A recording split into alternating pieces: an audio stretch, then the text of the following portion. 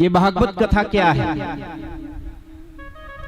जिस जगह पर हम बैठे हैं ना, जिस स्थान पर हम बैठे हैं,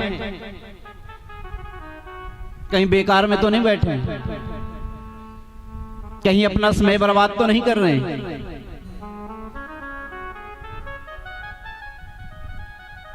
सबसे पहले जिस स्थान पर हम बैठे हैं, जहां पर हम बैठे हैं, कहीं अपना समय बर्बाद तो नहीं कर रहे हैं। जहां पर समय बर्बाद हो वहां बैठना नहीं चाहिए। जहां पर समय की बर्बादी हो वहां पर हमें नहीं बैठना चाहिए।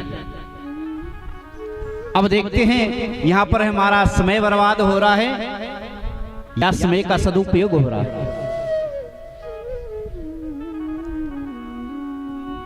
अब जिस स्थान पर बैठ गए, अगर आपको लगता है यहां से हमें कुछ ना कुछ प्राप्त होगा, ठीक है, कुछ ना कुछ तो प्राप्त होगा। शायद आपका जीवन ही बदल जाए, ऐसी कोई चीज प्राप्त हो जाए, ऐसा भी तो हो सकता है। अगर आपको कुछ यहां से मिलने वाला है तो कैसे मिलेगा? दर्पण सभी ने देखा है। ये भागवत क्या है देखिए, मैं स्पष्ट कर देता हूं। दर्पण सभी ने देखा होगा, देखते हैं ना सभी। ये दर्पण क्या है, क्या करता है? हमारी सुंदरता को बताता है, हमारे शरीर की व्यवस्था को बताता है। हमारे बाल कैसे हैं, हमारा मेकअप कैसा है, हमारे वस्त्र कैसे हैं, बताता है कि नहीं बताता है? एक व्यवहारिक दर्पण होता है, हमारी बाहर की व्यवस्था को बताता है। हमारी बाहरी व्यवस्था क्या है?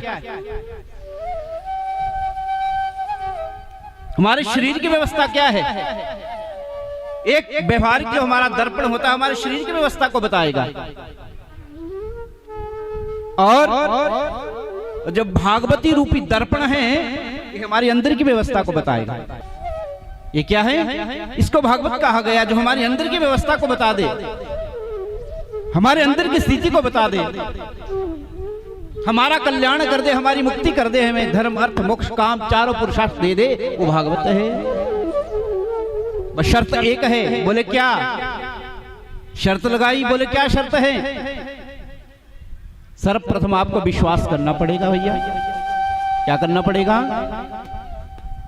क्या करना पड़ेगा? विश्वास। कैसा विश्वास? ये विश्वास क्या है? विश्वास से क्या मिलेगा?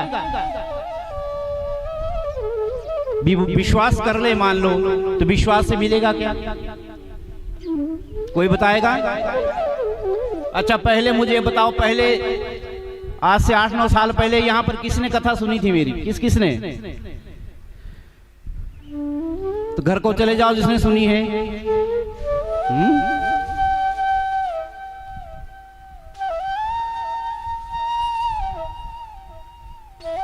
शायद मैंने 8-9 साल पहले भी बात आप लोगों को बताई होगी। हमारा कल के खाए का पता नहीं कि हमने कल क्या खाया। आप 9 साल की बात कर रहे, 8 साल की बात कर रहे हैं। कल क्या बना था ये पता नहीं।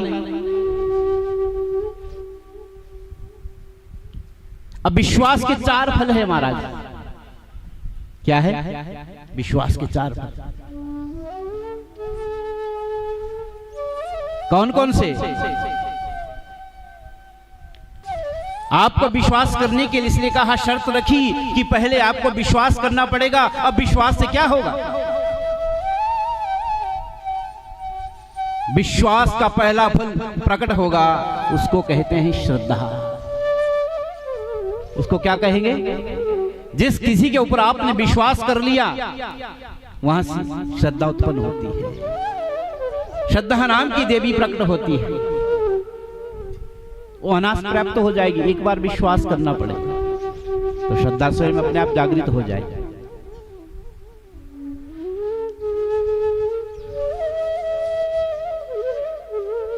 अब श्रद्धा जैसे ही प्रकट होगी तो श्रद्धा के साथ एक चीज और आएगी, ज्ञान। दूसरा क्या प्रकट हुआ? श्रद्धा का पुत्र क्या प्रकट हुआ? ज्ञान के रूप में हमें प्राप्त होगा। अब ज्ञान के बाद हमें क्या प्राप्त होगा? अब ज्ञान का पुत्र है वैराग्य, अनास। हमारे जीवन में वैराग्य आ जाएगा महाराज।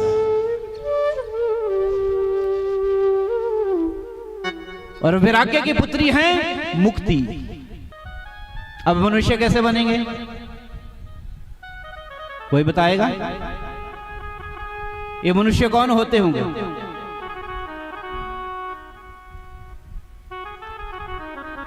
मनुष्य वही है जिसके अंदर ये चार चीजें प्रकट हो गई। मनुष्य बनने के लिए पहले विश्वास करना पड़ेगा। विश्वास के बाद आपको श्रद्धा जब प्रकट होगी तो मनुष्यता आनी शुरू हो जाएगी। जब मनुष्यता आनी शुरू हो जाएगी तो आपके जीवन में वैराग्य आएगा, और जिस दिन आप पूर्णतः मनुष्य बन गए उस दिन आपकी मुक्ति हो जाएगी। प्रेम से बोलो, समझ में आ रहा है? आ रहा है ना समझ में? इसलिए जीवन में मनुष्य बनो। सबसे पहले भागवत कहती है जो मनुष्य बनने के लिए तैयार है उसी के लिए भागवत है, उसी के लिए कथा है, उसी के लिए सत्संग है। हजारों यज्ञ करवा लो, लाखों यज्ञ करवा लो, लाखों कथाएं सुन लो, लाखों सत्संग कर लो, अगर मनुष्यता हमारे अंदर नहीं आई तो किसी काम का नहीं है भैया। वो सत्संग किसी काम का नहीं है, वो कथा किसी काम की नहीं है। हमारे अंदर अगर ज्ञान ना आए, हमारे अंदर वैराग्य ना आए, हमारे अंदर किसी के प्रति श्रद्धा ना आए, हमारे अंदर मुक्ति ना आए तो कथा उसके लिए नहीं भैया। इसलिए मनुष्य बनने के लिए जो जो तैयार है उसी के लिए कथा है।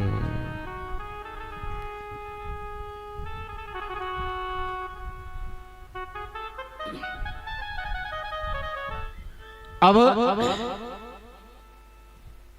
मनुष्य कैसे बनेंगे? देखिए, एक साधारण लकड़ी होती है ना, सभी जलाते हैं ना चूल्हे में, हाँ या ना? जलाते हैं। अरे जम के बोलो, जलाते हैं ना? क्या बनेगी उसकी? राख बनेगी।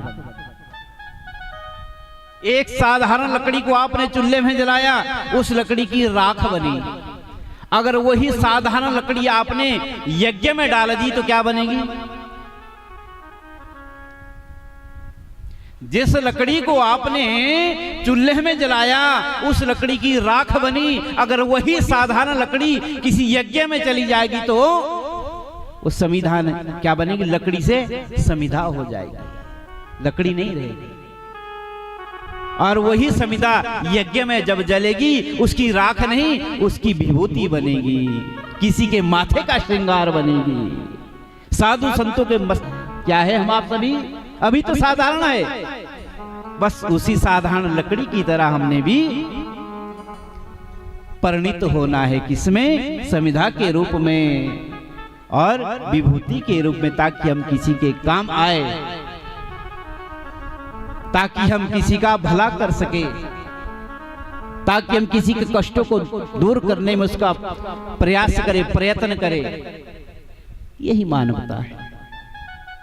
मानवता ये नहीं है कि आप दूसरों की टांगों को खींचते रहो, ये मानवता नहीं साहब। इसलिए प्रयत्न करें जीवन में। छोटा सा समय हमारे पास है, थोड़ा सा समय है, इस थोड़े से समय में कुछ करके जाओ। जिस चीज के लिए प्रभु ने भेजा है उसको करके